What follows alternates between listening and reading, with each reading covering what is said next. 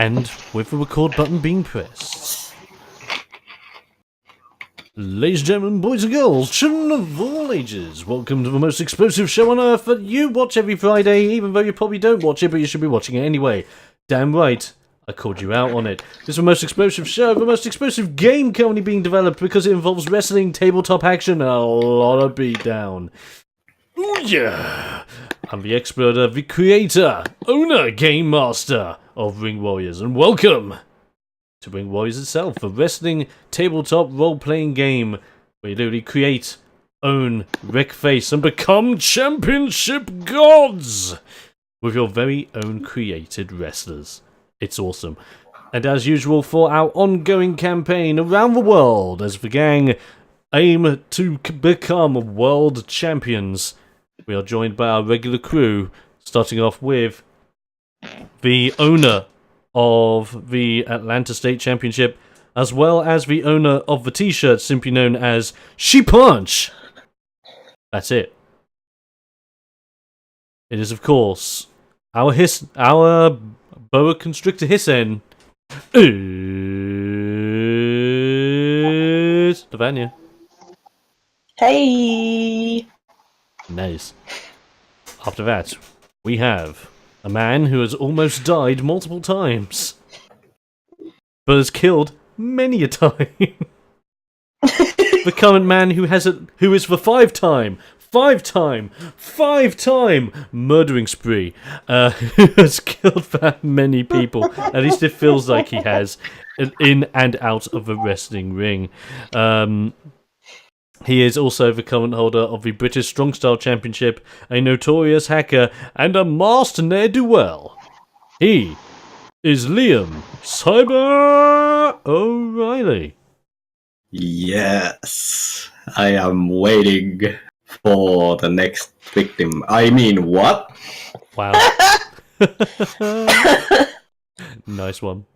We will be joined by our resident Agricon Big Rock Man, King of Dunk, Prince of Funk, Erg the Geode. A little bit later on, he's currently a little bit delayed, but that's absolutely fine. But we're also joined by our newest champion, the new owner of the Yakuza Underground Championship. He's fashionable, he's sexy, he's got a line of action figures, and he knows how to make them work. Connections in high places, low places, and places in between. It's Bumper! Okay, Chris? Hello! Oh yeah. So that being said, mini recap of the show so far. So, our guys have just been in Japan, they've been kicking some butt in the Yakuza Underground circuit, with Bumper becoming the brand new Yakuza Underground champion. After that, they climbed into a limousine which had Sean Leafmeyer inside, as Sean played a tape which revealed to the team the appearance of Strongham and Eric Dance. Eric Dance, who was taken away by Strongham after undergoing some kind of experimentation, becoming the German wrestling champion, and now apparently presiding and hiding away in a secret place in the middle of Cairo in Egypt. Your task is simple. Leafmeyer knows that you have proven yourselves, and it is time to go and fight back. He is sending you guys to Egypt with one goal and one goal only. Find and save Eric Dance. Let's save the poor boy! Let's save him. Let's run yes. after him. Yeah. And yes, at this rate, we are going to have to keep the tally of how many people Liam kills. Yes, We might because,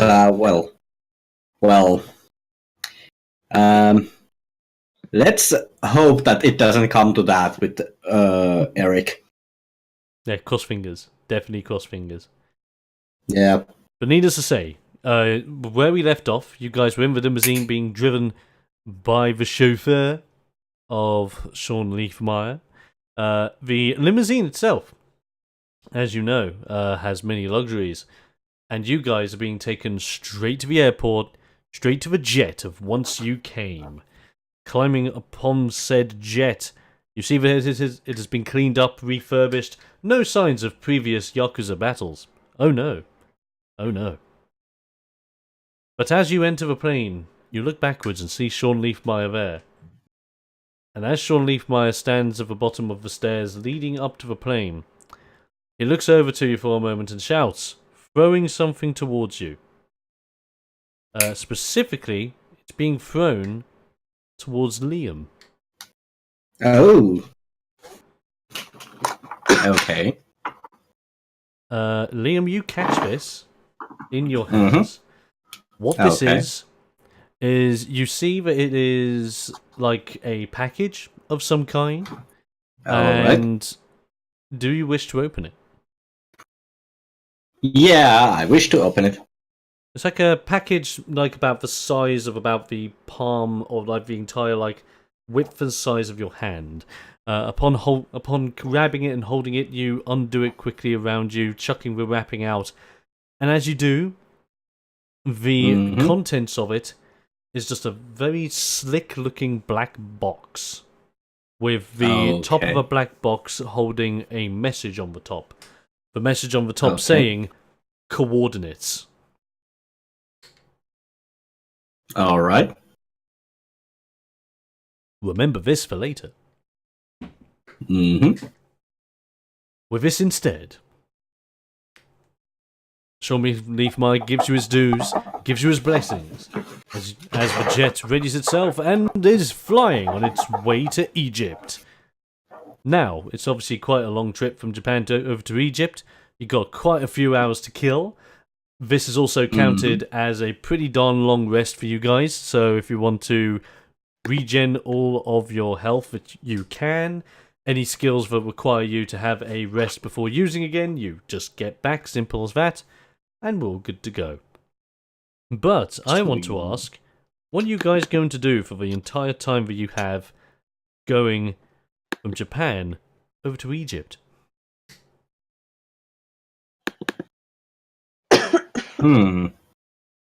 I think I could try to locate the coordinates. You can indeed. Would you like to via your convenient hacking device? Yes. Well, fine. So through your hacking device, you insert like the combinations that you see from opening the box and reading out the coordinates. Upon typing them all down, your hacking device turns into like a makeshift GPS, as it seems to zoom in to like Egypt, and then zoom in a little bit closer to Cairo, zoom in a little bit closer to this town/village, zoom in a little bit closer to a bit more of like a closer look of this specific village, and then zooms in a little bit closer to identify a single building. This building just seems to be a big kind of worn down, very heavily sand covered old like garage building that may have been used for like fixing up cars, etc. But because the coordinates are locking onto this specific location, this may just be the location of Strongham and Eric. It could be. Could be indeed. Also, I would like to open the slick black box, if there is something in it. Sure thing. So you open this slick back box. That's exactly what you open. You open you open up your slick black box, and inside the slick black box is another slick black. No, it isn't. No, I'm not going to be that quick. Boxception. Inside the slick black box, you notice that there is a piece of cloth sticking out. Okay.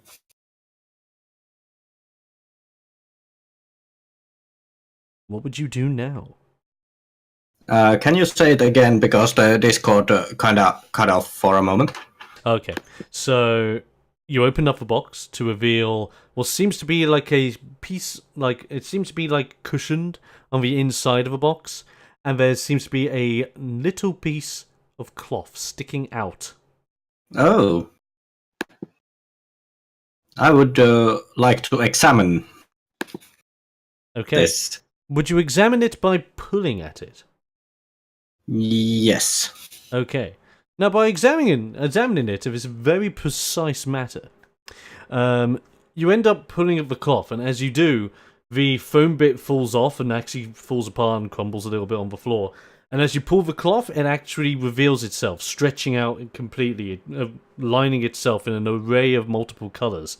The feel of it being a very fine and refined material in your hands, as it just feels like something familiar, whilst at the same time something very well made. You open it up even more, and as you open it up, you notice it's got a hole. It's got 2 holes specifically in shape of eyes. You notice that it also has a couple of holes near the back of it for what may be for ears. Oh. What you have is a brand new mask. Ooh, nice. Now, Liam, Mm-hmm. I want to actually know, your mask that you're wearing right now, how would you describe it? Like, how is it designed, coloured, or themed? Well, if we are precise, it's actually colored pretty much how our lovely artist drew it. Which is very nice. Like, it's got like the more darker motifs, the greens, the purples, Yes. adding on to the whole digital vibe that you got going on with the majority of your attire. Now, this mask that you're holding is a little bit different. You notice that there is something about this mask that you just, at this moment in time, you're just trying to think. You can't put your money on it right now. Roll me a smarts check. Okay.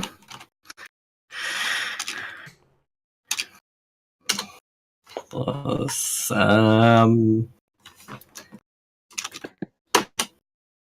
that's 24. That is very, very good. With that 24, as you open up the mask that little bit more and just think to yourself, why have I been given a mask? It seems to come to you. This mask, you remember. You have seen this mask before. You have felt this very mask before. Years ago when you were but a little pup of a fox. When you were but dreaming of the potential goals of not just becoming a crazily good hacker, but becoming a wrestler of your own kind. This mask belongs to your father. Oh, dang. This mask belongs to the original Cyber O'Reilly.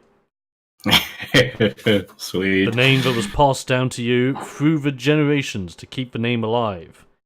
The mask that you don is the mask of the new age.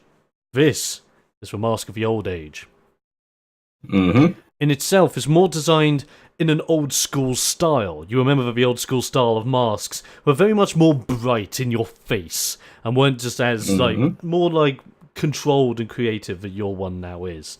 This one's actually more bright yellow with great like red and orange remarks on it to really accentuate like this great vibrancy that it brings to the wrestling world. Your father, when he wore this mask, always brought joy to the people around him. And you look at it thinking, wow. Now, Liam. Just to remind myself and the people at home, if I was to say if you were a face or a heel in the wrestling world, how would you identify yourself? I would identify myself more of a heel, maybe, at this time.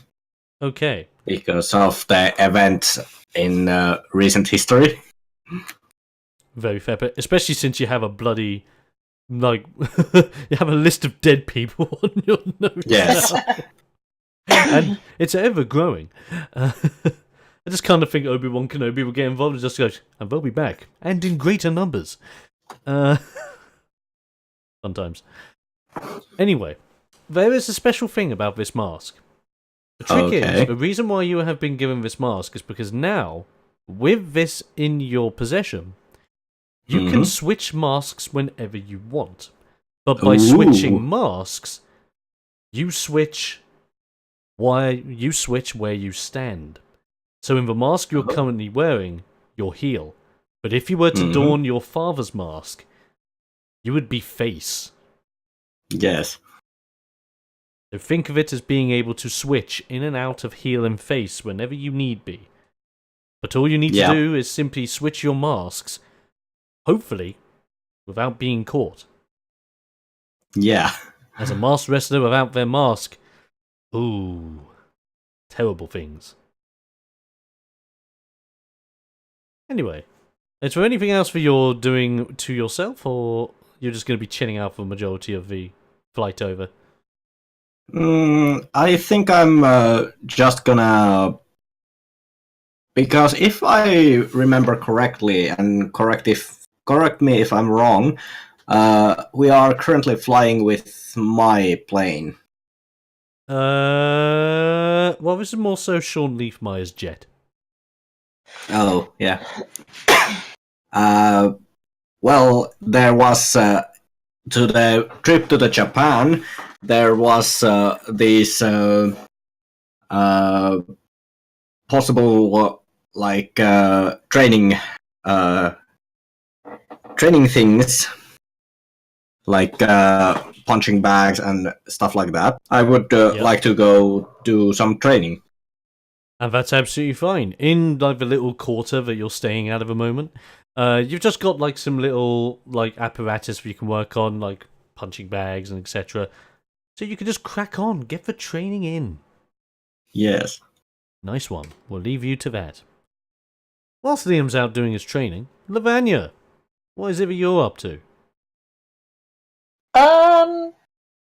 She's more or less spent most of the time training with a punching bag, just punching the absolute living daylights out of it. She is pissed. She is not happy. Ever since they got that message from Strongham, yeah, she's being very pissed. And she wants to absolutely throttle Strongham. I can imagine. You notice that in your little quarter where you are just concentrating on punching bags and letting out your frustrations, you notice at the corner of your eye that there was a little box just sitting on a little end table, not too far away from where you currently are. The box has your name on it, and a little card attached to a ribbon that ties the box together. After unleashing one last big punch to the punching bag, I would like to go to the box. And, yeah. You head on over to the box, and it is a plain white box. The white box itself has a nice little, like, red and yellow ribbon just tied round it. You notice that the tying is very familiar to bow tying that you have seen in the past. The card itself slightly open as you see the name Lavanya on the outside. I would like to read the card. Okay. You open up the card, and there's quite a nice little message in there. All it says in there is, "Dear Lavanya, a little something to help you on your way. Hope your travel to becoming a world champion is going smoothly and successfully. Love you lots, Mum."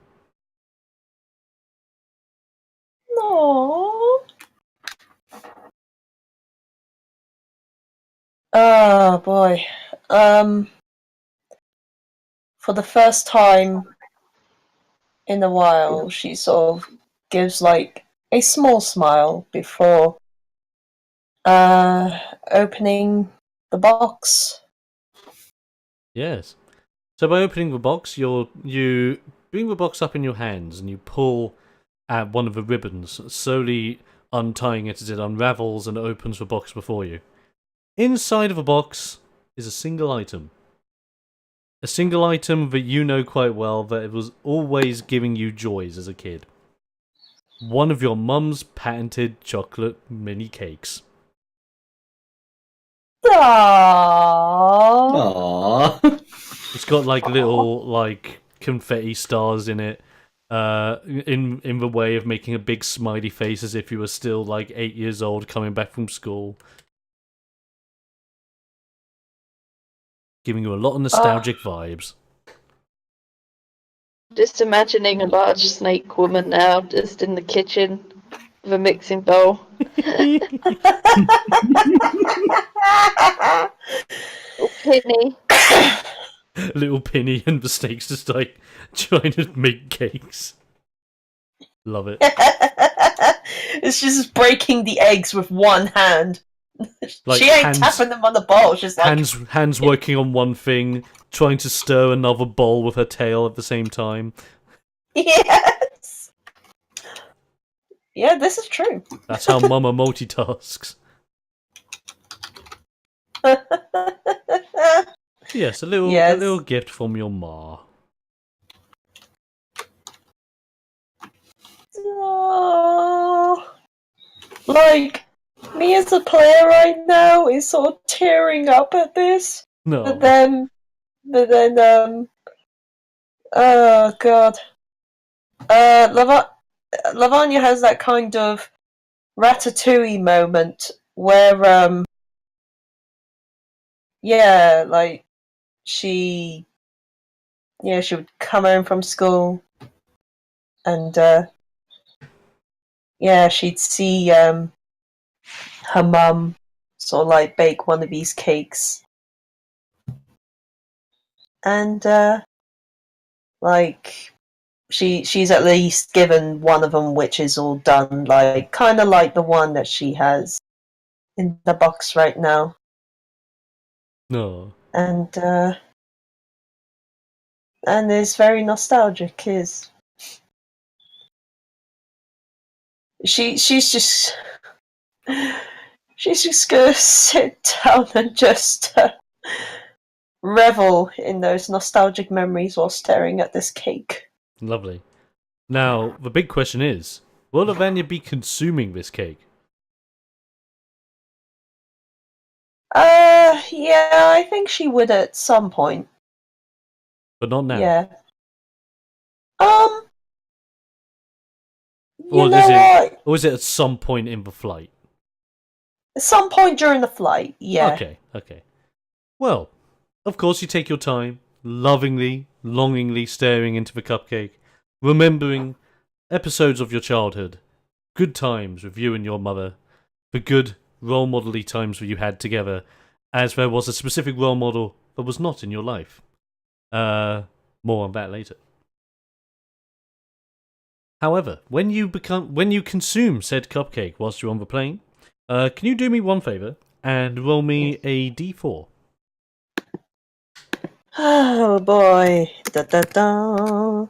That's a 3. I will grant you, because you are eating a cupcake of very tasty proportions, I will be rolling 3d6. Okay. Okay, make a note of this.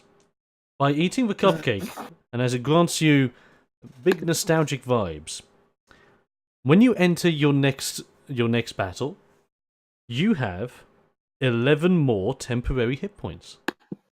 Ooh. Nice. You just feel it invigorate you, as if it's giving you that extra bit of an oomph that you need for the battles ahead. Wow, whatever you put in this, Mom, I want the recipe.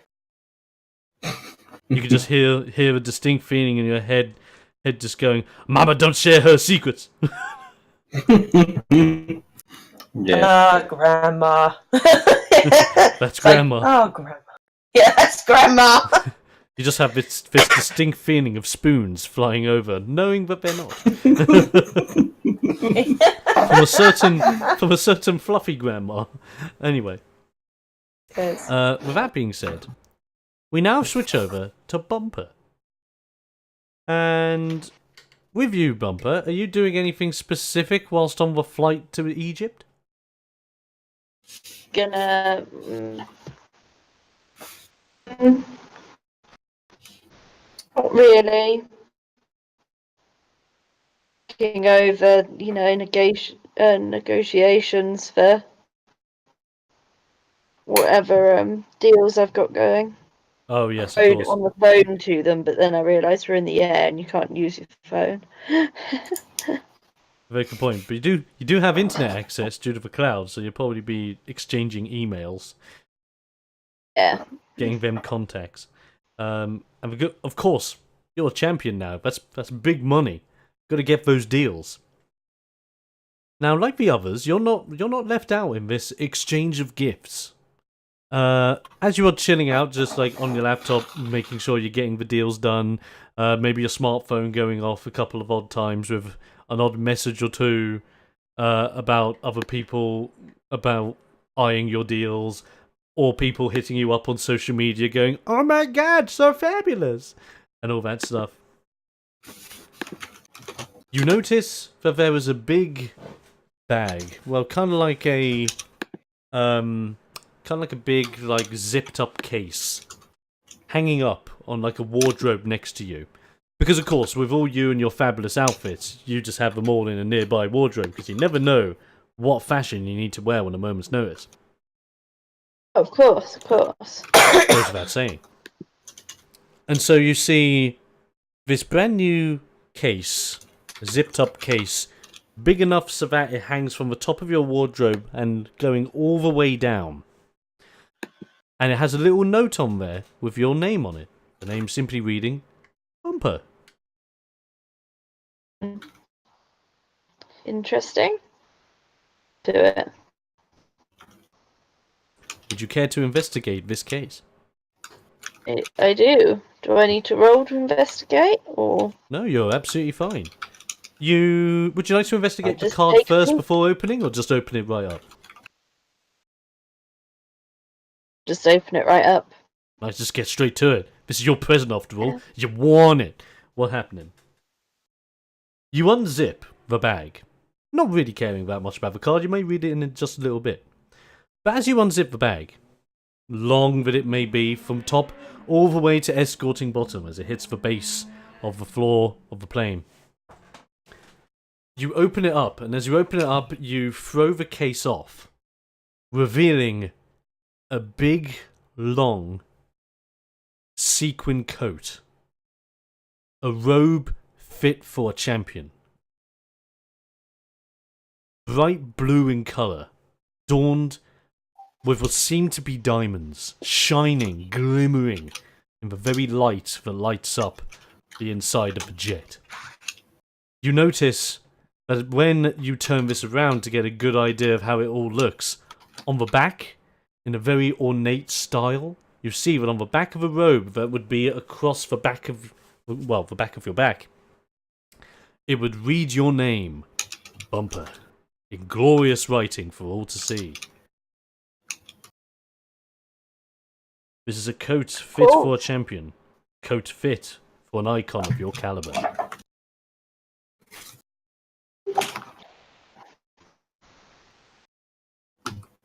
Put it on and just sort of start turning around and around.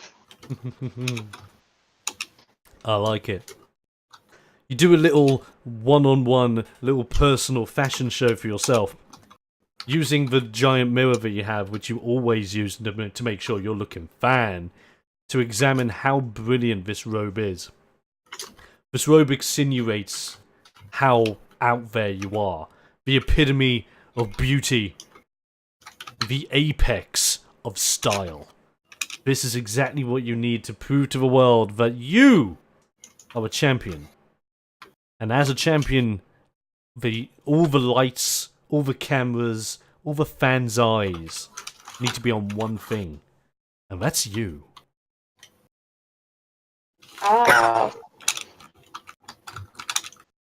Now, with this being said, whilst you are donning this coat, whilst you are the owner of this robe, this is an icon's robe. Not just any icon's robe, This is an icon's robe +1. What this grants you, Bumper, is that when you are using your appeal to converse with people, or when you are in the middle of a promo off, which is when you're like fighting each other with words rather than fighting each other with fists, you can add +1 onto your D20 rolls.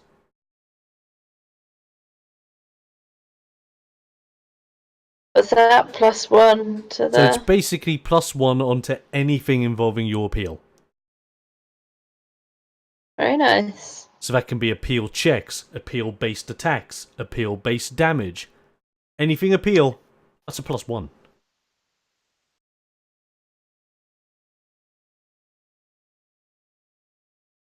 Take it, I have to be wearing the cape to...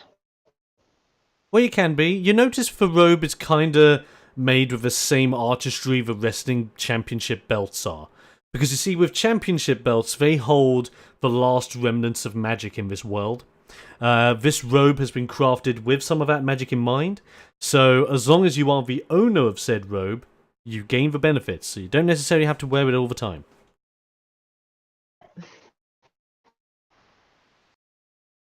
Convenient plot thread, or did I make it up? You decide.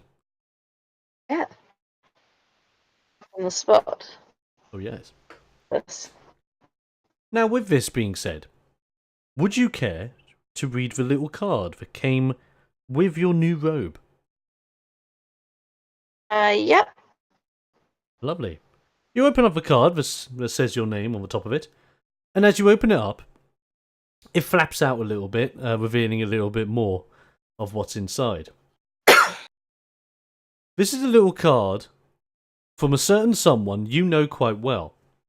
Because, Bumper, you know someone that knows that this particular shade of blue is the colour that shows you off the best. You know the one person in this world that knows your colours, your style, your look. It's your sister. I have a sister, though.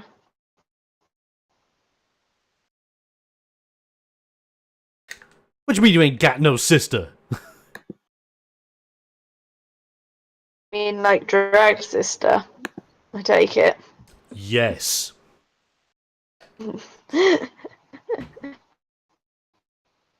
This is your drag sister Hissen, known as Shakina. Keep cutting off. Sorry, End of what you're saying. You just... I don't know why that is. It was just, you're literally going, sister! Oh, wow. All I do is like... Okay. So to reiterate, this is from your drag sister, known as Shakina.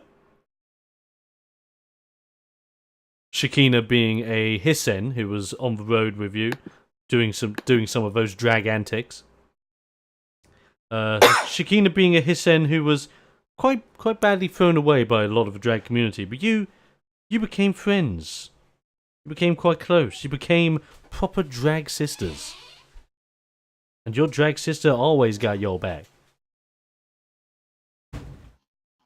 And in this card, Shakina promptly just writes, "Girl, I saw this and I just gotta get it for you. You better go out there, look fabulous, and get killing them on the runway. Yeah!" Better work. Oh yeah. It's like saying, work, it's like, and then you notice when it says, work hard, work strong, work forever, work is spelt like W-U-R-K rather than W-O-R-K. The special way that only you guys get. Yeah. And just signing it off as Shakina with a series of hearts around the place.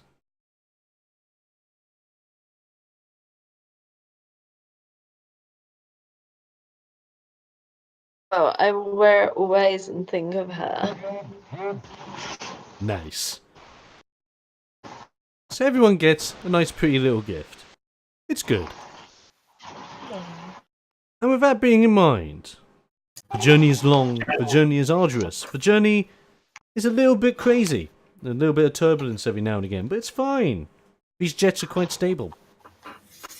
And little do you know, you start seeing the sun rise, and as the sun rises in the jet, you look outside in order to look down at the ground below, the ground turning into desert, the desert lands of Egypt. And as you are flying over the top, you are landing in Cairo.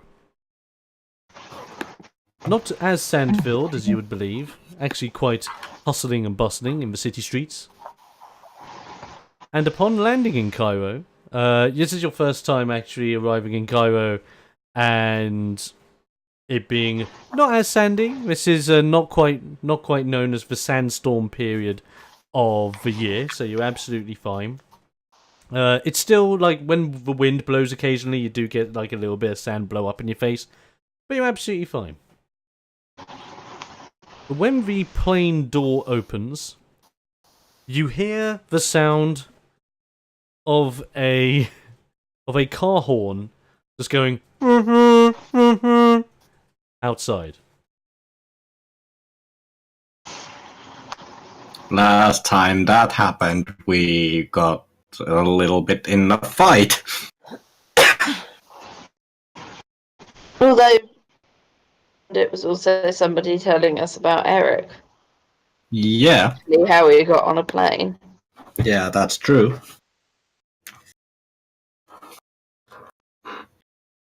So now it's up to you guys. What would you do, knowing that you have landed in Cairo and there was a car? Obviously, you're not sure. It might be beeping for your attention. It might not be. Could I see whether this is a very suspicious car? Does it have like these limo sort of windows which are blacked out that you can see through from the inside, but you cannot see inside the limo? Not quite. One by one, you take your time looking out of the plane, wondering where that beeping is coming from. You look down the ladder leading up to the jet, and as you look down, it just seems to be a shoddily kept together, only just staying road legal, kinda off-white, slightly banged and battered 4x4. Well, welcome to Egypt then. With with blacked out windows, but you're not sure whether they're blacked out or just duct taped together. Or trash bags. Basically. Okay, so as I said before, I said it as Liam. Oh, well, welcome to Egypt. I wasn't expecting much, but, well, there's a car. At least. Oh, yes. And stepping out of the car, doesn't seem to be like the fancy suited gentleman that you are used to at this point. Coming out of the car just seems to be like a very like basically dressed like shirt and shorts wearing individual. Climbing out of a car with a hat on their head and a pair of like black visors, thick black sunglasses. Climbing out of a car and looking towards your general direction, waving you down. Okay.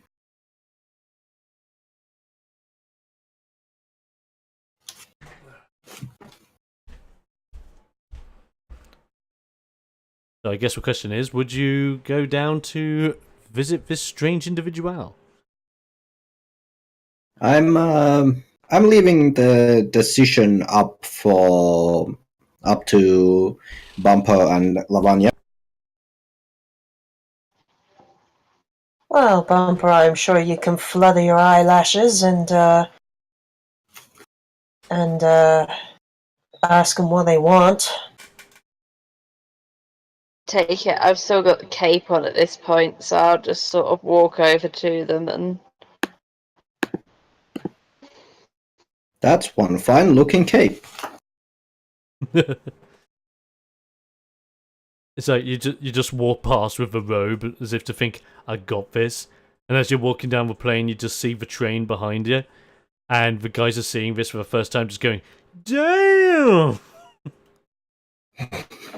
That fashion. But as you come Walking down down from the the street. yes, you come down from the jet.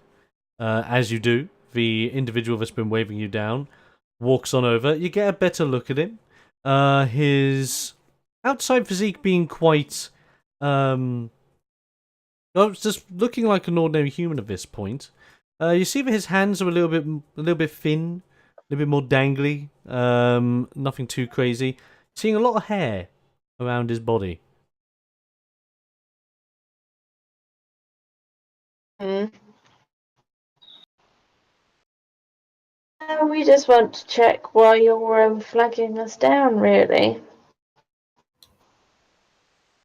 He he approaches you, and as he approaches you, he politely goes to take his glasses off, closes them, hangs them off of his shirt as he looks on over at you, and just goes, I was sent here by Master Leafmeyer.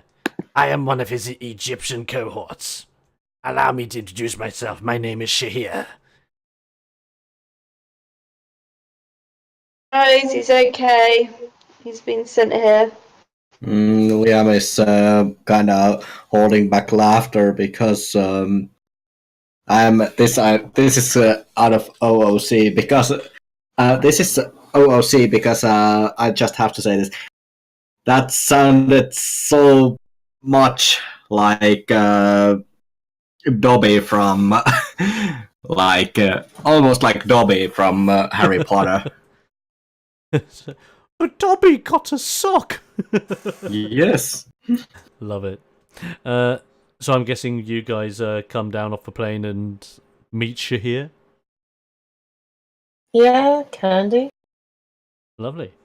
You guys come down from the jet, being given the thumbs up from Bumper as you come on down and you're introduced to Shahir. Shahir himself, as I said, he looks quite gangly, very hairy,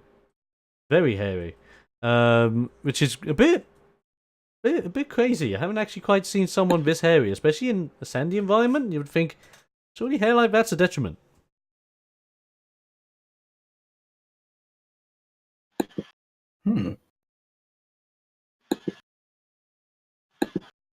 It's at that moment in time where, as soon as you all come on down, Shahir gives you a proper welcome as he takes his hat off. Well, he goes to bow down, and as he bows down, a arm or another arm from his back seems to takes his hat off as if to say how do you do, and put the hat back onto his head as the arm flicks right back to his back as he stands back up with you.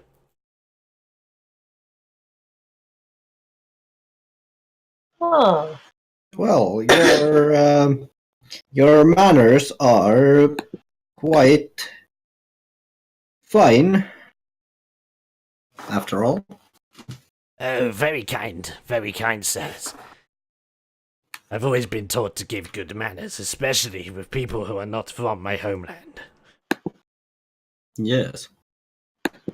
It's also nice as well to be well complimented. As an Arak, I'm not exactly the friendliest of foes to get to know, or at least by face value. Yeah. So what he simply does is he goes round the 4x4, like opening up the individual doors of the car in order to invite you guys in. Some of the doors take a little bit more welly to open up, as you just hear Shahir going, come on, just trying to get them open. But he does manage it as he opens all the car doors, as he must be your escort.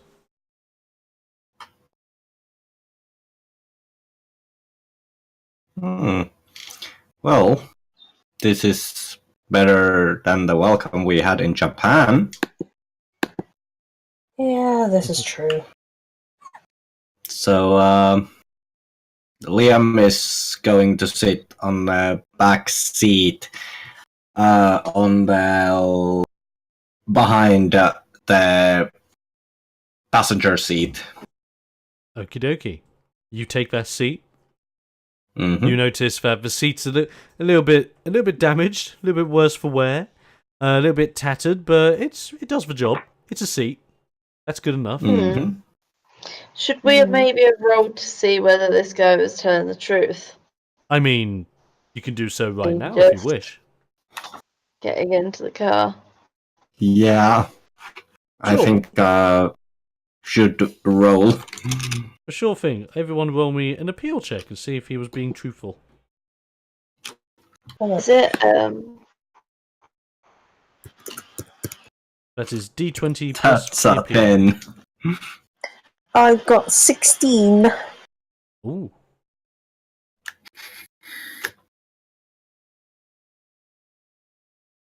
yeah, what mine is?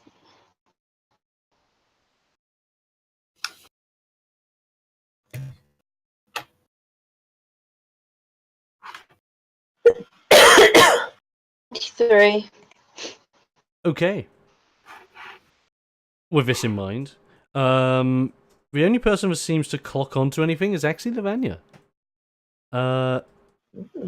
With Lavanya being able to clock onto things, you're able to clock on and surmise that Shahir is incredibly honest. He seems to have nothing to hide for you.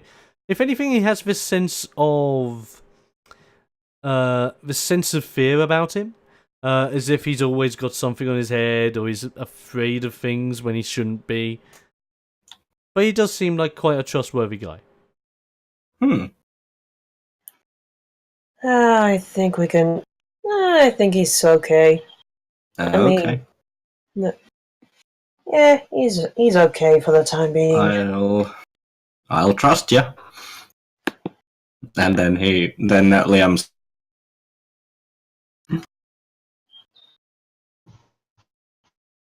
But yeah, I would go into the car as Oh yeah. And just to help you out, Bumper, as Shahir gets the idea that you might be a little bit more high class than what this battered 4x4 is about. He just scurries to like get a brush and try to clean the front seat as best he can for you.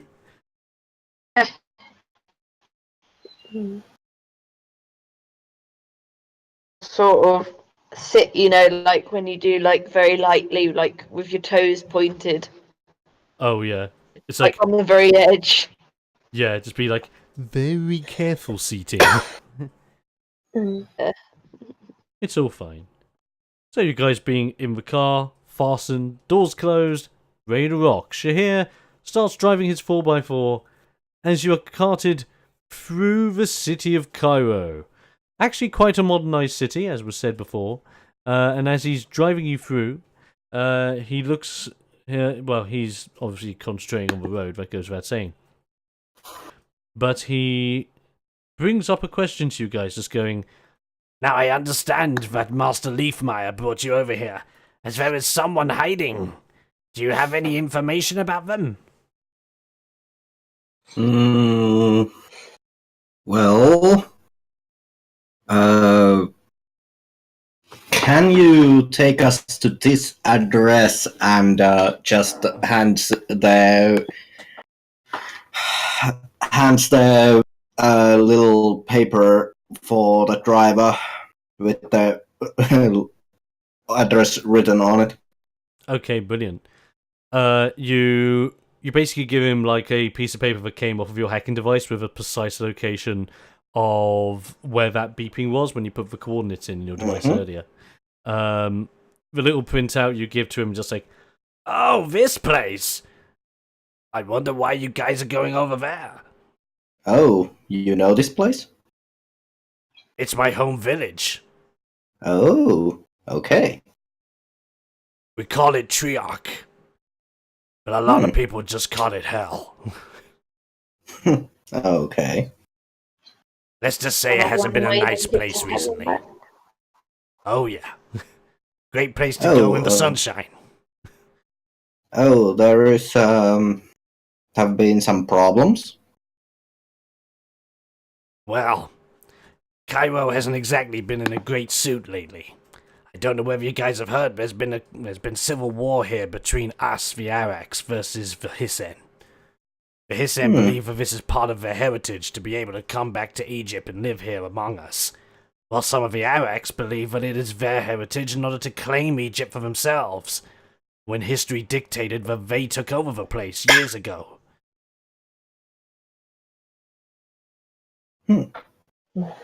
Ever since then, it's just been a back and forth struggle between us and them. Personally, I'm actually quite indifferent. I have friends for the Hissen, I have friends for the Araks. But the civil war is just causing a lot of unrest around here. I bet.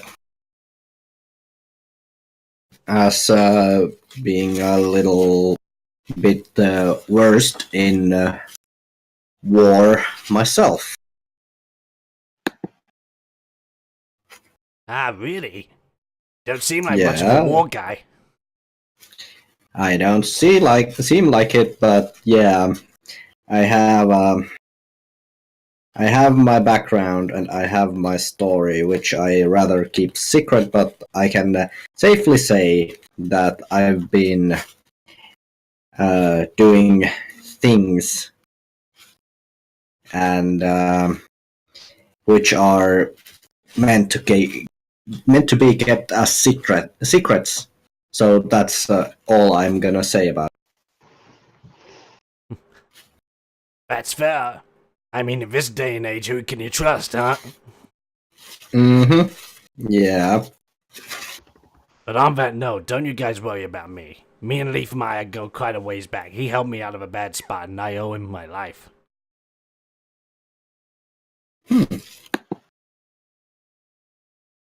That's why when he called some people up to say that he had some of his best guys coming over to Egypt in search for someone, I jumped to the opportunity to help out.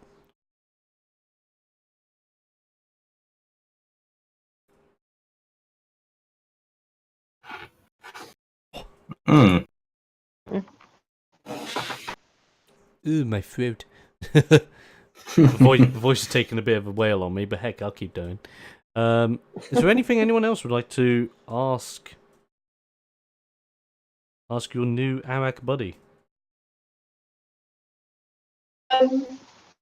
On the wrestling scene, is there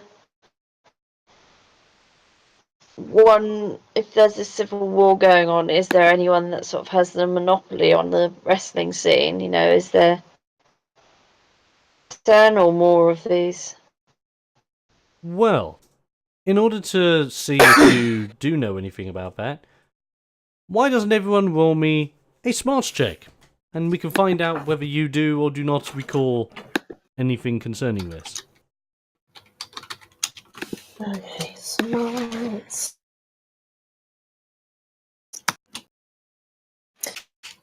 That's 11. I got 11 too. Nice.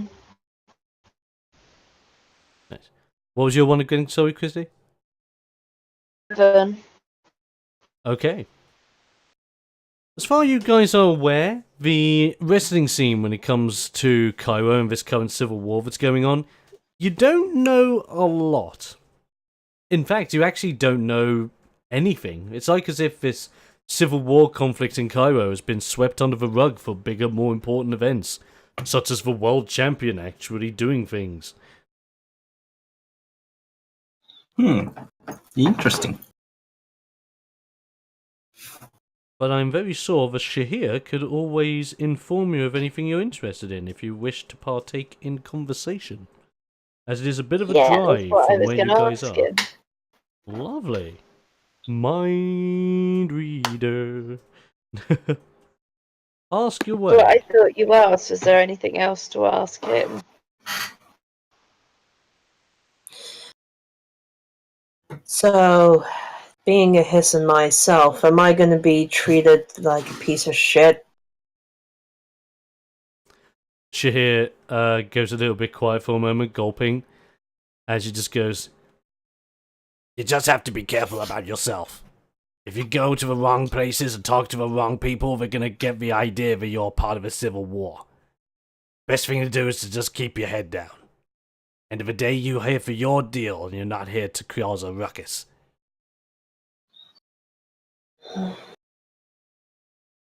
Fair enough. Yeah, let's just be very careful. That's how I am still alive to this day.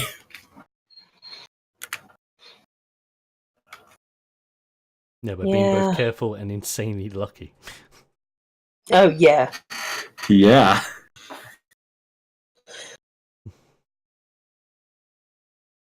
So, saying that, where is the sort of no-go spots then? Well, luckily my village is actually a no-go spot itself. But as long as you stick by me, everyone knows that I'm impartial and I'm not part of this action that's going on. Wow, Fair that's actually enough. hurting my voice. I might have to stop that.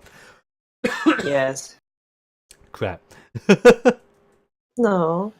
The punishment for good voice acting. No. Well, define good. Anyway. No. Bless. So yeah, Shahir basically reassures you that as long as you're with him, his village is pretty sound. As long as you don't cause any ruckus to any particular race of person, you should be fine. Fair enough. So, how are Azerians or Loplands actually treated here? Shahir opens up to you guys and actually reveals that Loplands and Azerians particular haven't actually been in Egypt for a very long time. The only times when they get to see Loplands and Azerians in the country is when you have like big name Loplands and Azerians coming over for very important events or business deals, specifically for really big wrestling events that would be featuring inside the main city. Apart from that, there's not a lot of domestic Loplands and Azerians that now live in Egypt. The majority of Egypt now being dominated by that of the Azerians and the Hissen. It only just happens that Cairo is in the middle of this civil war.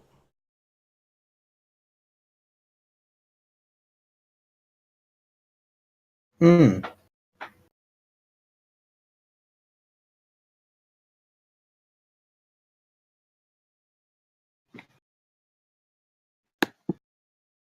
Oh boy.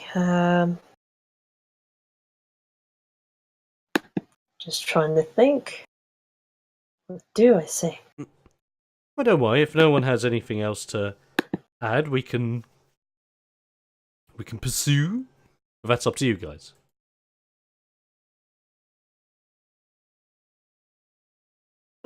That's nothing that I can think of. Yeah, I don't have anything more.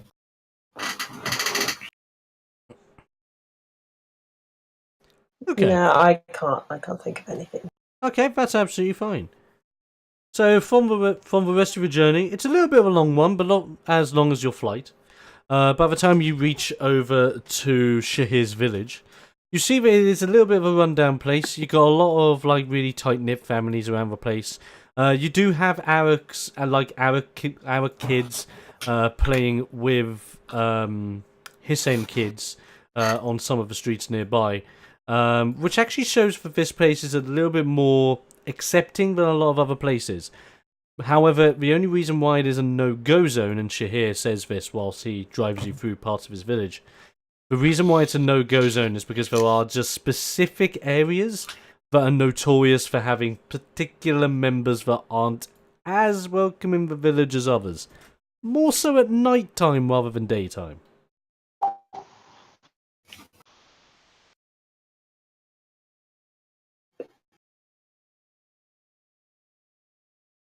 So long as I don't cause shit at night, then by all means. Shahir agrees by basically nodding his head and reassuring you, you'll be fine. And as he says such a thing, it's like as if Liam recognises the place nearby. You recognise like the shape and proportions of the buildings from the little zoom-ins that you were getting on your hacking device as you are pulled up to a big abandoned garage building, sanded over and covered over by thick layers of sand with a corrugated gate covering the front. Shahir jumps out of the car first as he opens up the doors for everyone, still being quite honourable with his approach. As you notice that there are some family members and like some people looking at the car, but Shahir's like waving to him as if to say hello and everything's fine.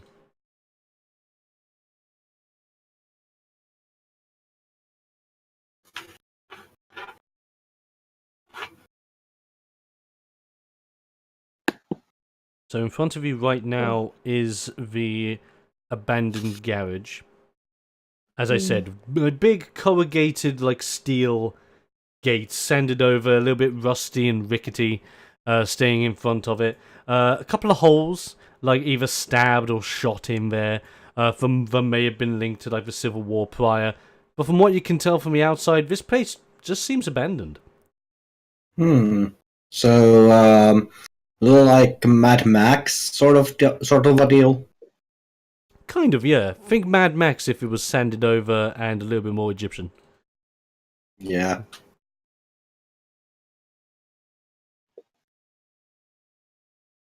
Okay. With this in mind, what would you guys like to do? I'm going to say both Lavanya and Bumper that, well, there is, this is the place Leafmeyer had given me as an address. For I don't know. There was just the only thing what was in my little card, which was on the top of the box. There was these coordinates.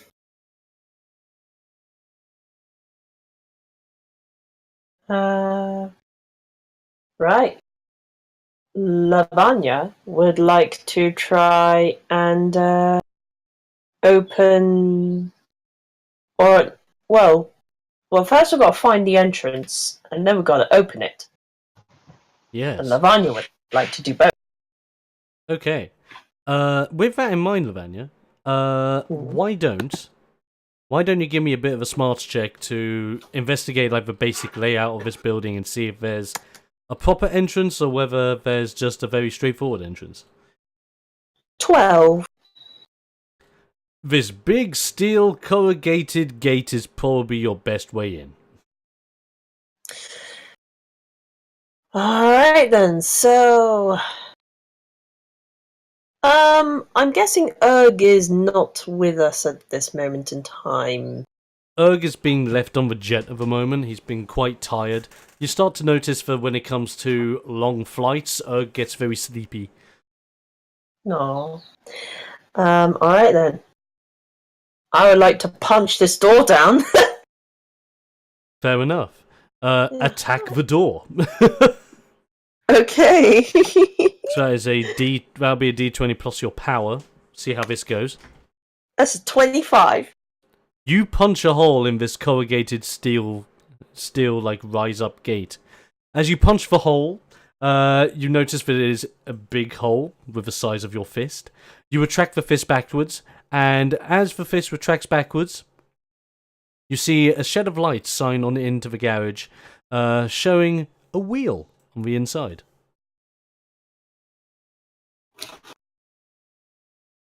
Okay. Okay. May I try to tear open the corrugated door? Like the corrugated. I will gladly give you that chance. You may grab onto your hole that you have created via your punch as you look to rip it asunder, opening a big enough gap for you guys to climb through. Again, that'll be a D20 plus your power, please. 24. You grab that hole that you made from your fist, using the power that you have built up after that amount of training you've been doing on the jet, as you go, ripping it open. You're like kind of like using some of your construction ripping as well, as you just rip up the corrugated gate, ripping it sideways, ripping it upwards, creating a big sizable hole, big enough to fit you guys through. As more light sheds through, and you see a pair of wheels and a thick tarpaulin, which is over an old car.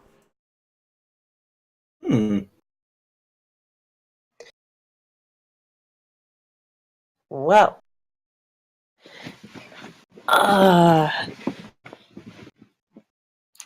Abracadabra, alakazam, let's see what we could win. And I pull the tarpaulin off. Lovely stuff. After climbing into the garage, you go in, you pull off the tarpaulin, and the front wheels of the car and are attached to the axle. But as you rip off the tarpaulin, you realise that it's only the front of the car that exists. The rest of the car just looks like a skeleton of what the car could have been, as if it was worked on ages ago, and I mean ages ago. The axles and the skeletal structure of the car showing a lot of rust and a lot of aging. You see what would have been the other the rear wheels in the back of this garage. We seem to just be wearing away, noticing that they're smaller than they probably should be due to the lack of air, some of them being punctured just because of age. So, why would Sean leave my guide us to this hunk of junk? I have no idea. He didn't tell me.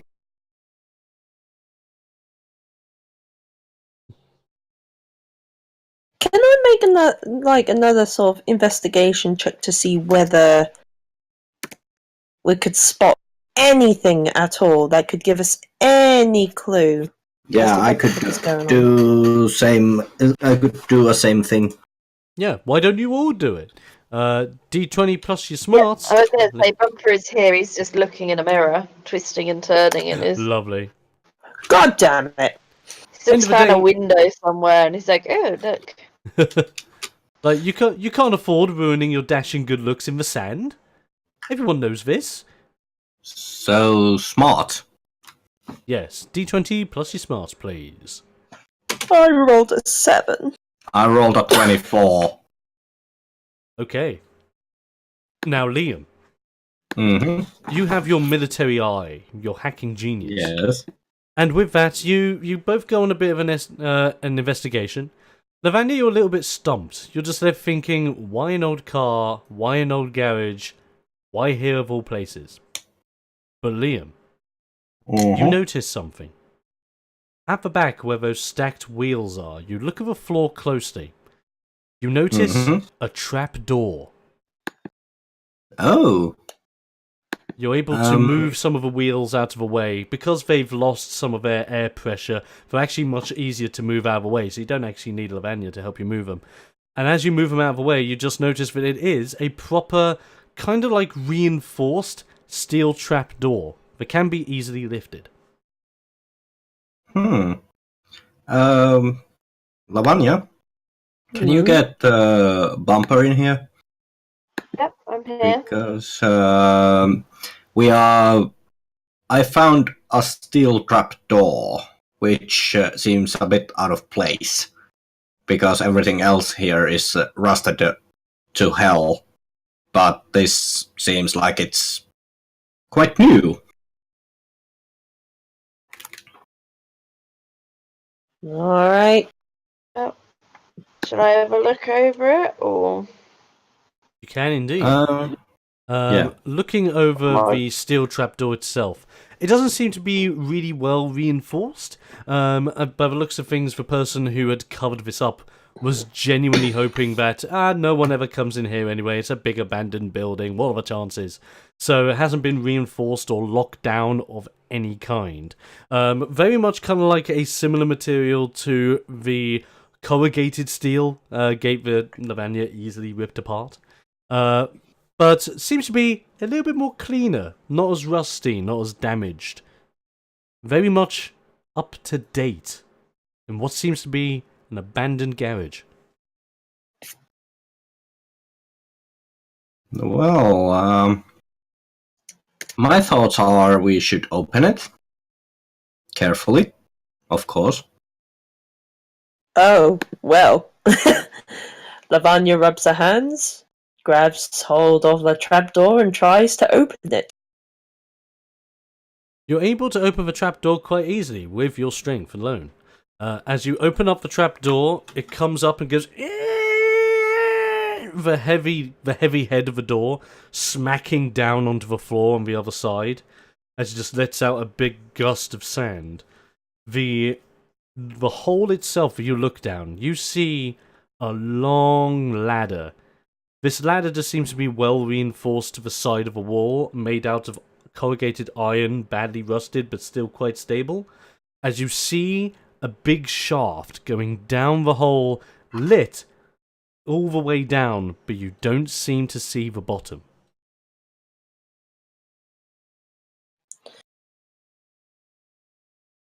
So, who wants to go first?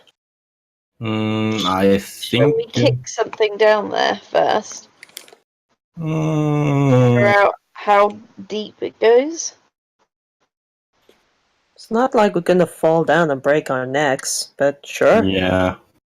Liam is actually going to stop you before anything falls in. Because he is going to go down down the trap door, very very agile like, with a ladder, but still silently. Alright. You start going down the ladder. Mm-hmm. Do the other two wish to follow? I would love to follow, please. Lavanya, you take reins of the ladder as you begin climbing down with Liam.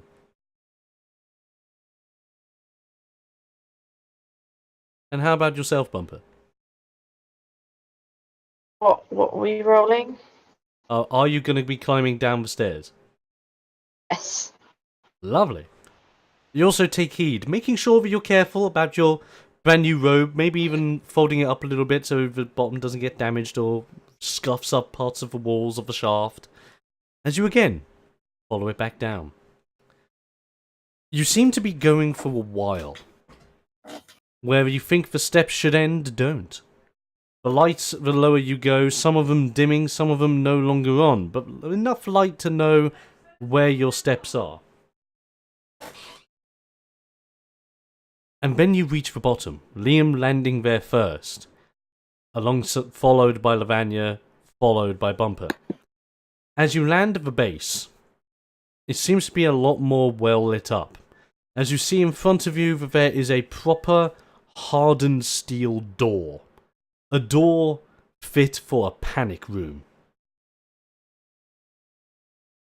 Seems to be reinforced with like a big bank-like safe lock. One of those big gigantic wheel things that will be on the front of it. And you notice a keypad, like perfectly sized for that of a human being, to one side of the door.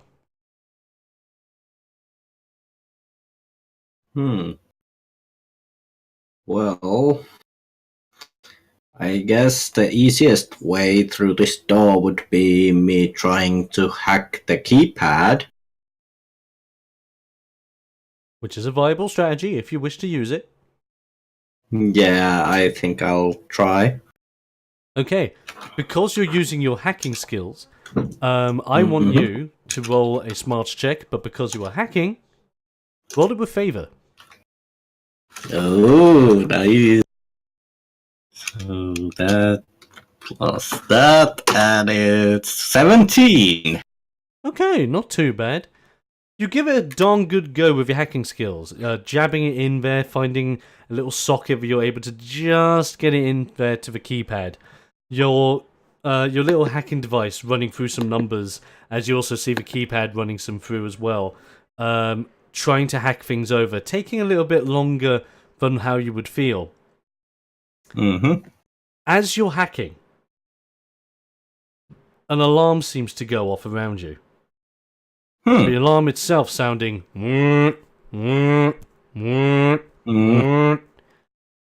You see a bright red light on top of the door, shining, glimmering and rotating like an old school style police light.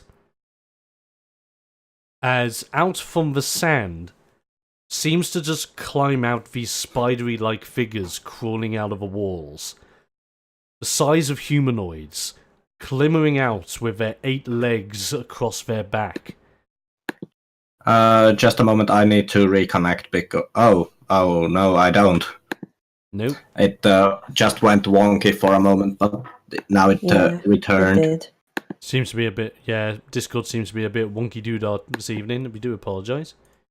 Mm-hmm. So yes, you have these spider-like humanoids coming out from the walls, deep from the sand, scurrying down onto the floor and crawling around before they stand up. 4 of them appear, standing up, turning around and slowly facing you in unison, as the legged, hairy arms out from their back spike out into like an attack formation as they bend down, ready for a battle ahead. Guys, I believe it is time to roll for battle! Nice. Give me that sweet D20. God. Becking. Darn it. Oh god, I hope it's not like my rolls from last week. I got a 6. I got a 17. Okay, let me get that. 6. 17. I think Bumper's dropped out. I think that's because of the Discord problems we've been having. Yeah, probably. Not a big worry. I will roll for her initiative for now until she is able to come back to us. Doesn't roll too bad. That's pretty good. All right. With a battle ahead, with chaos about to unfold, we begin with Liam.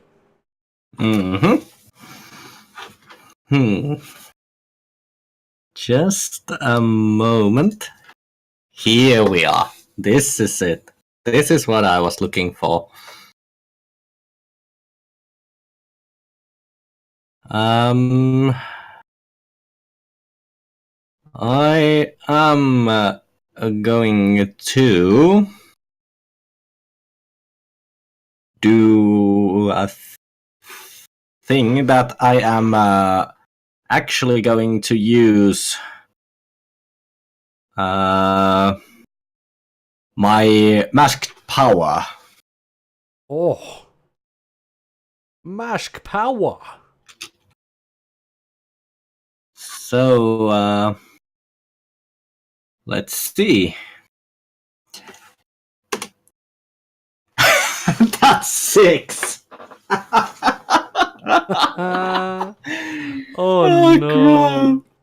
That's Well 6 times I can roll my very nice. rolls with favor. Lovely stuff. Yes, Mars power. Yes. How many times you can roll damage with your favor stat for this encounter? Well done. Yes. Maximum. Maximum of Lovely. 6. Just keep that in mind as we go ahead. And it is your time to shine. Let's go. I am going to start with Enzuigiri. Oh, a very solid Enzigiri. They're already bent down, so this should work out quite well in your favour. You see a perfect opportunity, running straight towards them, and as you do, you aim for that Enzigiri, bouncing off of their bent down form in order to strike them with a solid knee. With that in mind, that will be a d20 plus your cunning. Yes. God dang it. This is kind of interesting. I just looked up my championship belt skill. Hard and fast. They say strong style should be feared for its visceral damage. You are the personification of that. From level 1, your elbow and knee strikes roll damage with your favorite stat equal to your cunning per encounter. So that's... Now it's like I'm rolling... If it's a knee or elbow strike, I'm going to be rolling 18 times with favor. Jesus. Oh, Yes. damn. You found a sick combo. Yeah, that's kind of like, whoa. So that's d20 plus my cunning, which is now 12. That's 24. Very good. With that 24 in mind, you go up to the closest one towards you, running up, getting that climbing knee up. Your first leg, getting onto them in order to use them as a little bit of a platform. As you jump up, roll your other knee around and smack them onto the back of the head, driving them across. Now roll me some damage. Okay, let's some damage. So d6, and I believe this is with favor as well. Yep, your damage. Yeah, this is your favors with damage. So that's 1d6 plus 12, because it's cunning. That's 13 Lovely. points of damage. Very nice. Very nice if we are thinking about it, that it was a natural 1 plus my cunning. Nice.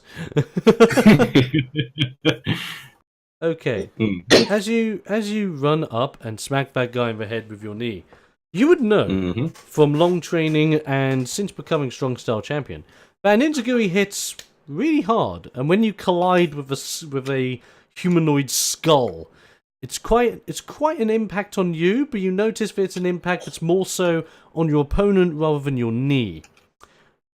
You notice that when your knee collides with the back of this Arak's head, something seems different. As you smack into it, it's like as if you're smacking into steel. Oh. As the Arak gets pushed a little bit to the side, but seems to snap to a vertical base and resume to go back into its fighting pose, now eyes focused on you. Oh, interesting. Now, is there anything else you wish to do? Because I have sequence. Yes. Yes, I will attack again. Okay. And this time we are gonna go with a shoot kick. Okie dokie. Shoot kick. Okie dokie. Bearing in mind he has gone back to his position, are you attacking the same guy? I'm actually attacking the next guy. Okay, you attack the guy. So that guy was on your left-hand side. This is the other guy on the front, but on your opposite side. As you turn around to him, bringing up your fast strike with your shin, going ha ha ha, aiming for like his gut region. Roll me an attack, please. That's 29. Oh, that definitely hits. With that hit, you do a series of strikes into the midsection. Every strike landing, hitting as hard as you could possibly hit. But again, you get this strange sensation that you're just kicking into something much harder than flesh and bone. However, you still do damage, so roll me some damage, please. D6 plus 12. That's 15 points of damage. Okay. That's this many points of damage for me. Okay. With those series of shin strikes, you feel as if you have committed to quite a bit of damage. But with those strikes going into the midsection, that would normally cause an opponent to at least come out of any pose they are facing to latch onto themselves.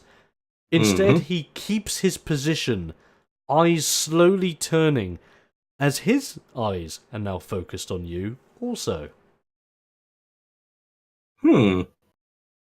Okay. This is interesting. So I think I will move like I'll move back so I give space for others to do things. Alrighty, you distance yourself a little bit, not to keep yourself away too hard from the fight, but to keep yourself in the fight enough so that you're not going to trigger any counter attacks just because you're moving out of their zones. With that in mind, coming up next for the battle, if I have a look, it's actually Bumper. I'll do some bits for Bumper. Actually, no. I'll call out what Bumper's going to do, but I might actually let you guys roll for her. Okay. So Bumper will look at this situation, not amused, thinking, I thought your hacking machine was supposed to work.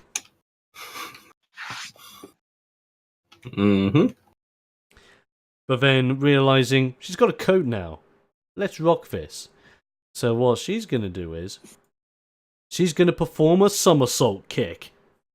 Nice. So doing a series of flips towards one of the Arax you've already damaged to try and land a severe kick on top. Nathaniel, why don't you roll for me? Okay, so just And a D20. that will be, if I just checky, that'd be a D20, and that's actually going to be plus Bumper's appeal, which is 6. Which is 6. Okay. That's a nat 20! Oh, Wow. fantastic. With that nat 20, she does like the perfect somersault routine. Going back and back and back until she jumps up in the air, even adding like a little twist to it. And as she's coming down from the air, bringing her leg up and bringing it down, smacking it across the top of the opponent's head. Welcome back. Hey! Hello. Just in time, because you weren't here. It just became your turn, and you Alright. crit. Who are we fighting? You're fighting a group of 4 spider people, also known as Arax.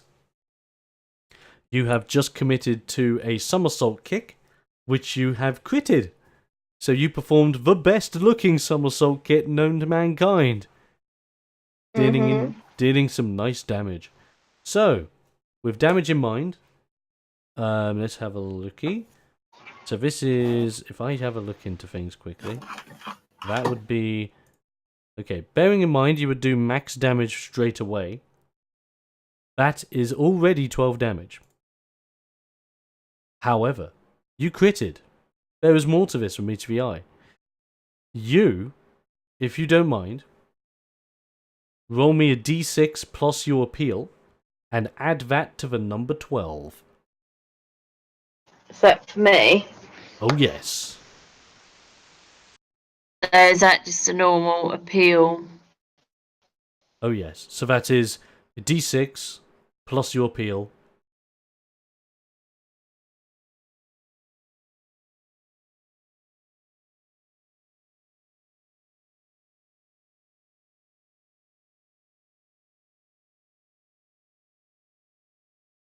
$17. Oh. Plus the 12, so my normal. Forget that. I didn't roll a d6, I rolled a d20. Forget that. Right. Let me recalculate. New wise? Got a 9 with my d6 plus my 12, Lovely. isn't it? So that more anyway. Lovely. So that will add up to 21 points of damage onto your somersault kick. Dang. As you perform this somersault kick, the kick itself diving down onto the head of one of the Araks already previously damaged by your friendly neighborhood fox. Yes. You deal enough damage and as you drive that leg down across the Arak's face, you notice something is stuck to the bottom of your shoe. It seems to be like this strange fleshy material. And as you look up towards the face of the Arak you've just kicked, it's like as if you've just ripped off a layer, as you see a robotic face underneath that layer of skin you've ripped off from him.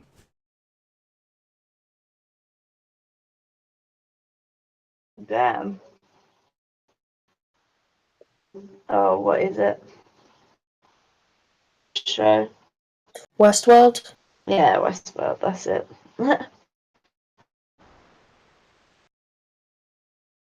So that in mind, you have already attacked once, but you do have sequence, so you can attack again if you wish. No, that's okay. I'll let it sort of roll around. Alrighty, no problem. With that in mind, Lavanya, it's not your turn, because these Araks are activating. First things first, the Arak that just got his face revealed, you notice like a glimmer of red shining from one of his eyes as he clocks on to Bumper that stands before him and attempts with all his spidery arms to grab on. But doesn't do a very good job seemingly. That is a 13 versus your AC, which I already know does not hit.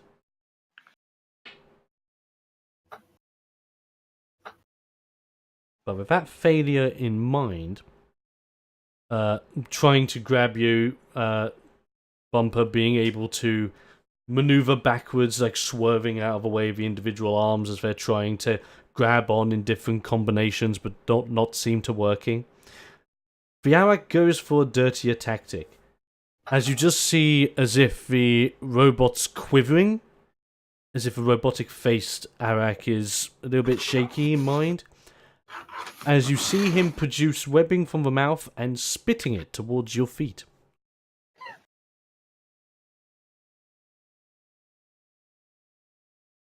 Now, with that webbing in mind, I would like for you to roll me a toughness check.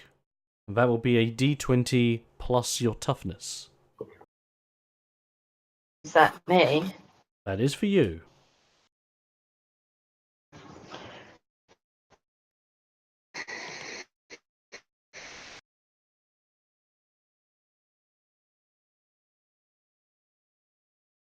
Five.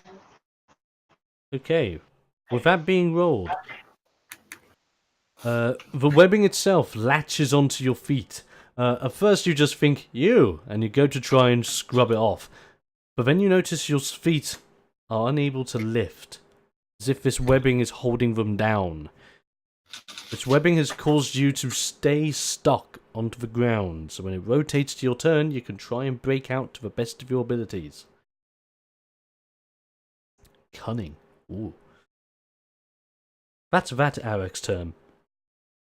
Arak number 2, the one that Liam thought was a great idea to kick repeated times in the chest. Mm-hmm. He's going to look towards you, Liam, and try and do the exact same thing with his arms, attempting to grab onto you. Okay. Fucking hell. Well. Did you roll? He critically missed. So, critical miss. Dang. He critically misses. Instead of grabbing onto you, seemingly his legs just wrap around him a little bit too much. As he seems to be, like, unable to unfurl his arms around himself. Falling over, landing face first into the ground in front of you, now being downed. Well, That was eventful. Nice. But whilst your gaze is focused on that one, as he seems to have a little bit of a problem with himself, one of the Araks from the back seems to jump and leap towards you, aiming for your face. Okay. As that goes for a 20 versus your AC. That hits. Okay. The shot towards your face in the form of a Superman punch drives down and clocks onto the side of your face. You notice that this punch is not a punch of a regular man. It seeming to be reinforced with that of an impact of a sledgehammer. Hmm. And as it collides across your face, you receive 6 points of damage. Okay. Just a quick question, actually. Yep.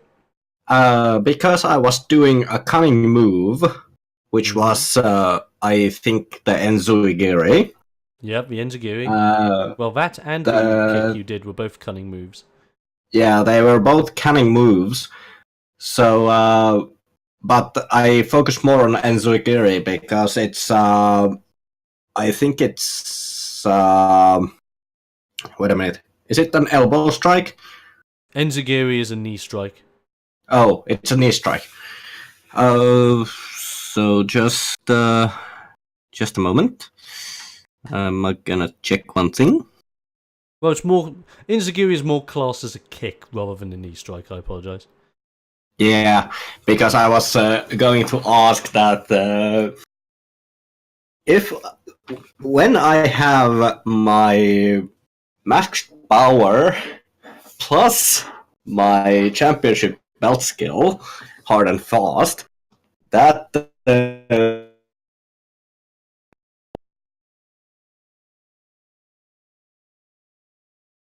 so it would be plus 24 plus my d20.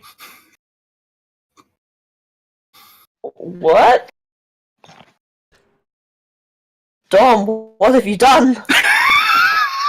I've created chaos. You've created a monster! Yes. You're welcome. Thank you. But we're not calculating damage now because you missed out on that, so we're moving on. Yeah, moving on. So you had that big fat fist going across your face. As that fist clashes across your face, you notice this Arak also wants to grab you too. It's grab central! Damn it. As he rolls a 24 versus your AC. It hits. Okay, this Arak seems to pull a move out from the Arak school of wrestling. It grabs you alongside with its other spider-like arms, locking you into a tight grasp of which you cannot move from. The Arak then tilts her head backwards, spitting a line of web out from its mouth towards the ceiling. As it does, slowly maneuvering itself upwards with two of its arms, taking you higher and higher onto like the ceiling of this like tight little area that you guys are in. As he gets high enough, he simply lets go, driving you both down, you clocking your head down onto the ground itself with a makeshift style pile driver. Interesting. And that ends up dealing 10 points of damage to you. So, I'm down to 31. Youch. And there's still one Arak left. This Arak, however, will use the walls to its advantage, scurrying around all of you, looking at Lavanya, all on her lonesome, ready and primed for the strike. And as this scurrying Arak is across the wall, it seems to clock on to Lavanya's position, doing a jumping, lunging punch towards Lavanya. But will it hit? Let's find out. I'll use this d20. That's a 19 versus your AC. That meets it. So... Counter opportunity arises. So again, we both roll a flat d20, and whoever wins gets their move out. Okay. And what did you get? I got an 18. An And I only got a 13, so... Damn. With that in mind, the Arak itself jumping through the air, thinking that you do not see it coming. It's like as if you have that keen instinct about you, as you snap round, ready to counterattack. How do you counter? I would like to grab the leg of which the Arak is trying to punch me with, and with a kind of like, and with a kind of enraged expression, Lavagna's pretty much going to go, "Oh no, you don't, Incy Wincy Spider! You're going to fuck off down the drain!" And I'm going to try and break its legs by slamming an elbow, like down like where the jointer is, Ooh, trying to break its leg. Like, lovely. yeah. I like it. Because this is a counter maneuver, you just land it straight up. So I will give you a d6 plus power on that counter attack.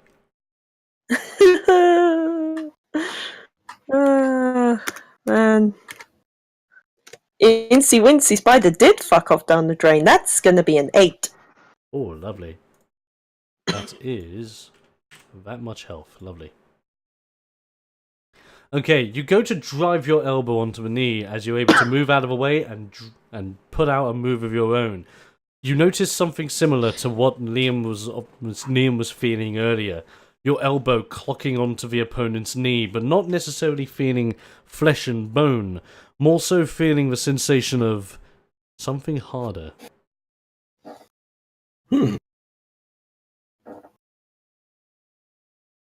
Alright. With that done, the Arak manages to land. The knee a little bit whacked, but not whacked enough to stop it. As it turns round, and as it does turn round, its legs seem to be coming over your neck, trying to wring it. But will it land? Have a look. It crits. Fuck! Boo! Oh, damn. The spider-like arms, 2 of them in particular, wrap around your neck as if he had flown past you but left those behind. Ha ha. The arms clenching around your neck, turning it into a tight headlock, bringing you close into the Arak's grasp as both spider legs and his humanoid arm join round in order to give you a choke. A choke that leaves you almost breathless. Let's see what this does for you. Let's Fuck see. me. So it is. And that deals 14 points of damage. Okay, so there goes my temporary hit points, and so I think that goes down to that much. Okay. Okay. And I rolled my submission die, so I know what's happening there. Okay, the Araks have dealt their turns, and they're a little bit more stronger than you thought. Liam, it's your turn. What about me? Oh yes, of course. Oh, yeah. Tash. There's me thinking, Lavagna, you're not good enough. No, you don't get it. No, I'm joking. Screw you. Anyway, Lavagna, it's your turn. Oh boy. Okay. First of all, how big are the Araks?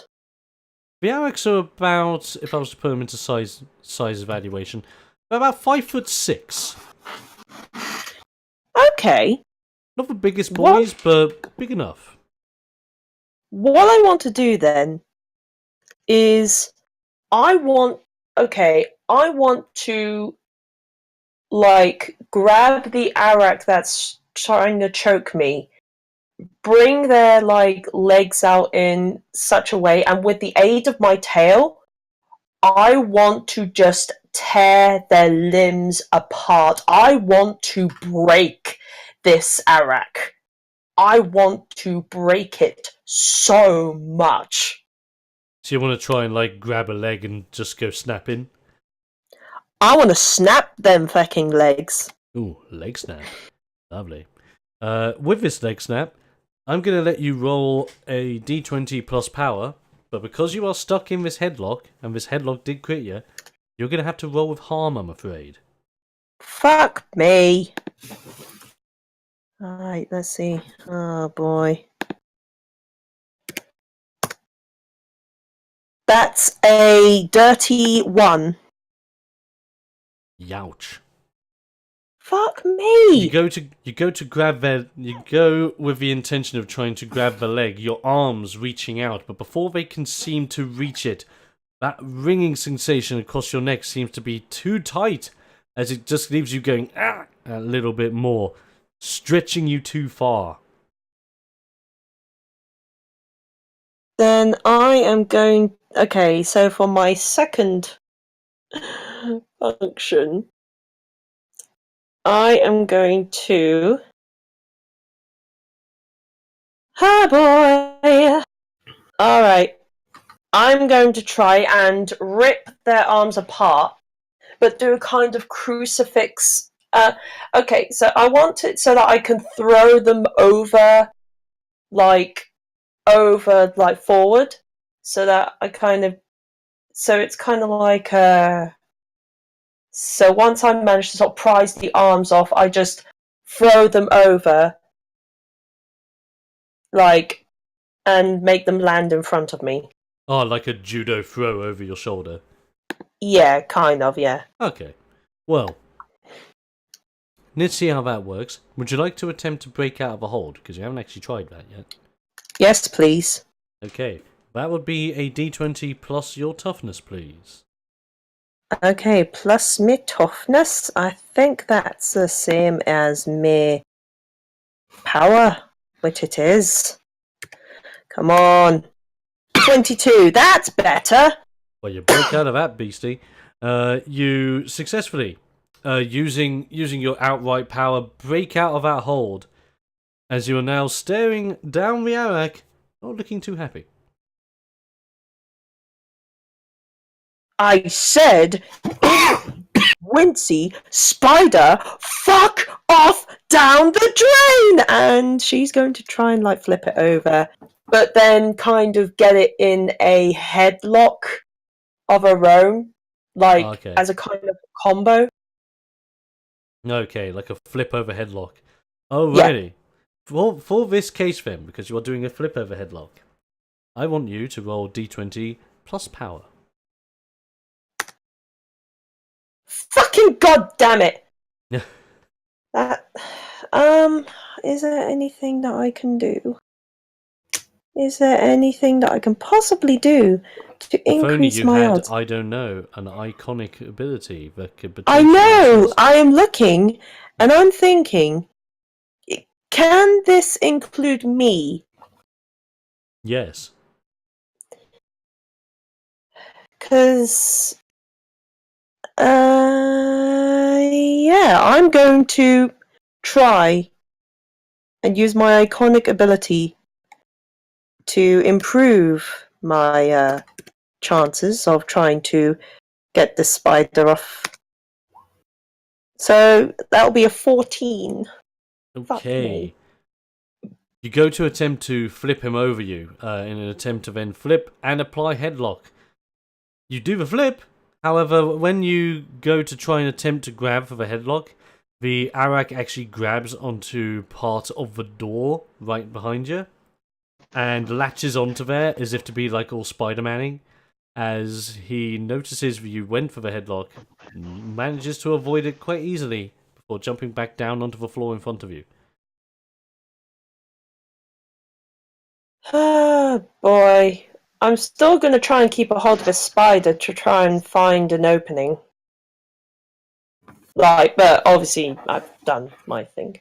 Oh, hold on. I haven't used my bonus function yet, haven't I? No. So I'm going to use my lovely boa constrictor titan grip shenanigans and try to put that in the headlock with my tail. Ooh, lovely. Right, you wrap your tail around him, attempting to apply a headlock with your tail. Let me just have a checky of this quickly. So Dun, dun, dun, dun. Oh yeah, that is. Oh, here we are.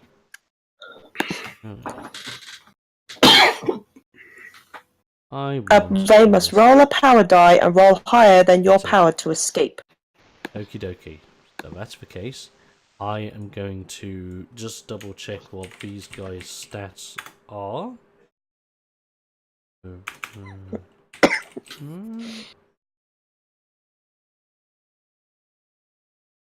Oh, it's going to be a bit of a... Okay, let's have a look. Okay, and what is your power, sorry? My power is 6. Okay, so I need to roll 6 just to do it. Let's have a look. It's a 5! Ha ha! Until... I'm going to squeeze that neck so hard that either I snap it or your head just pops. And that's going to do it for 4 turns. Oh, lovely stuff. You wrap that in tight, wrapping it into a headlock. That person isn't... That Arak that you hold is now stuck for 4 turns. Let me just get this down on here, so that is 4 turns. Lovely. With that in mind, the battle ensues, as these Araks that may not even be who you think they are dealing a bit of a blow. Three friends, 4 Araks, 1 mission to save Eric with a gigantic door currently being hacked behind you. Will you be able to break through? Will you be able to find Eric? Can you just get past these weird Arak people? And what the hell is Shahir doing? I mean, seriously. Yeah, what the heck is Shahir doing? Maybe we'll get these answers and more on the next installment of Ring Warriors. Bye-bye. Sadly, I will have to do a mid-combat stop on that one. Yeah. Okay. There's a bit of a cliffhanger. I will keep tabs very quickly on where everyone is. I've got everyone's info on where they're standing on the list, etc., and damage being dealt, so that's all good. Let me just get this all saved properly before I start ripping my hair out and doing the ending, or thinking, wait, did I save that? When I should have done. Battle. And then this is going to be Egypt battle _1. I'll just name it as, just make it easy. Lovely. That's all saved for me. Yay! So with this in mind, ladies and gentlemen, boys and girls, children of all ages, we hope you enjoyed this installment of Ring Warriors as our party begin their adventures in Cairo, finding a secret base, potentially holding the truth inside. If you are enjoying the series so far, and if you wish to support it even further, as I always say, be sure to subscribe and follow wherever you may be that on Twitch, Mixer, Twitch, Mixer, YouTube, DLive, Facebook. We're pretty much everywhere now. Just do it. Do the thing. Do the thing! Just what Randy Savage used to say back in the day. You do the thing and support the show in any which way that you want to, and any which way that you can. Every little bit helps in every little way. On top of that, we also have the social media channels that should be down in the description, as well as anywhere else you can find it on all our social media platforms. If it's out there, be sure to PM me, and I'll be sure to give you a helping hand. But until next time, guys, that'll be it from me, and that'll be it from the guys here, doing their amazing work as usual. Also, I need to point out that wasn't there that we are taking a break next week? That is a very good point. So, bearing this all in mind, next week we will not be running as normal. The main reason being that I'm going to quickly blow my nose, because my god, it's streaming! Back in a moment.